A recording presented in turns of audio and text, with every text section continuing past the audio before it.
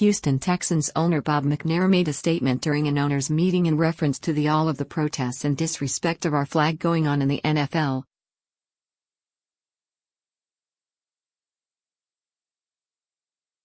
His comment, "We can't have the inmates running the prison," resulted in a load of people who are apparently offended by his lack of political correctness, eventually leading McNair to apologize over this nonsense.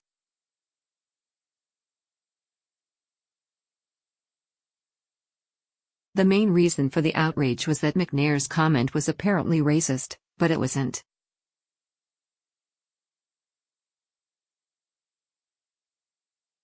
It was smart.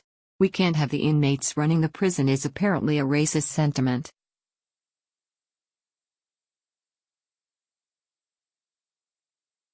However, I'm not seeing one pinch of anything racially related in that quote at all.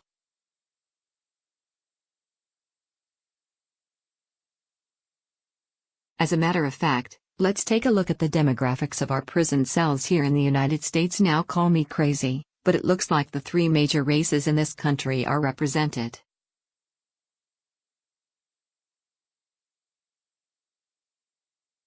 So, let me ask this question: how exactly was McNair's comment racist? Maybe people on the left were finally struck by the reality that blacks just happen to commit a lot of crimes and overpopulate prisons, and they don't want to accept it.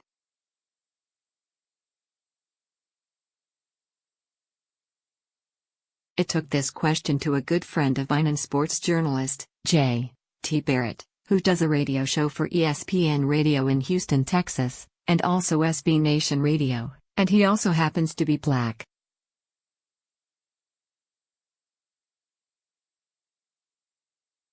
Racist? Probably not. Only because there are white players in the NFL. What it ultimately says though is that Bob doesn't have respect for his players.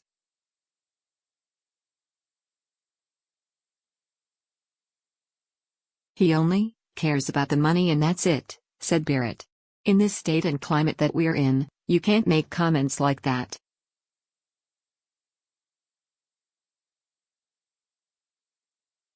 No matter what. It doesn't show you in a good light right now. I'm disappointed, but not surprised.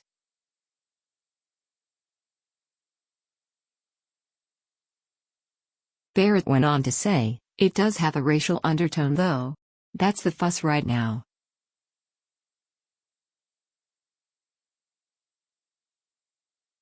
Now, first off, I'd like to thank J.T. for giving me a quick quote about this whole situation.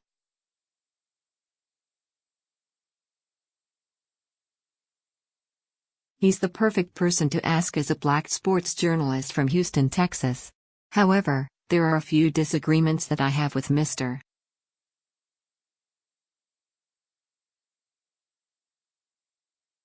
Barrett.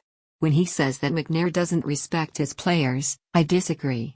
How is making a factual statement disrespectful?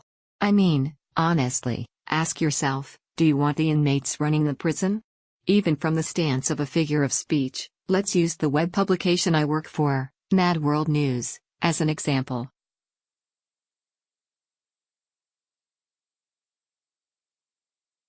What makes more sense, me, as a political columnist, running the place with only a few years of journalism experience, or our publisher running the place with a lot more experience than me, both in journalism and business?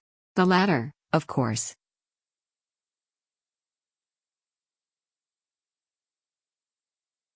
That's not disrespect, that's smart business, and a part of running a smart business involves management and profits. That is just the way that capitalism works.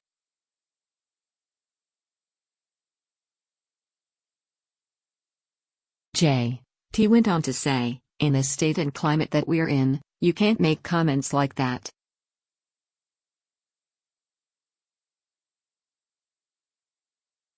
No matter what. It doesn't show you in a good light right now. I'm disappointed, but not surprised.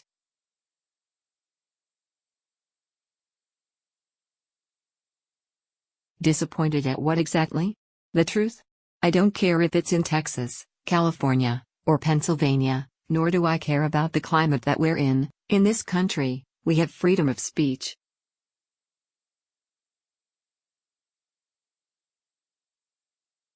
This is the United States of America, and I don't believe our founding fathers created this country and members of the military died with the intentions of shutting down said freedom of speech because of a certain state that someone resides in or the current climate that we're in.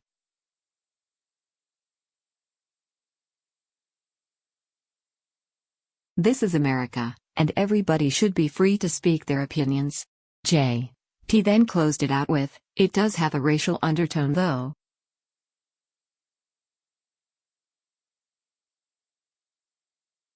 That's the fuss right now.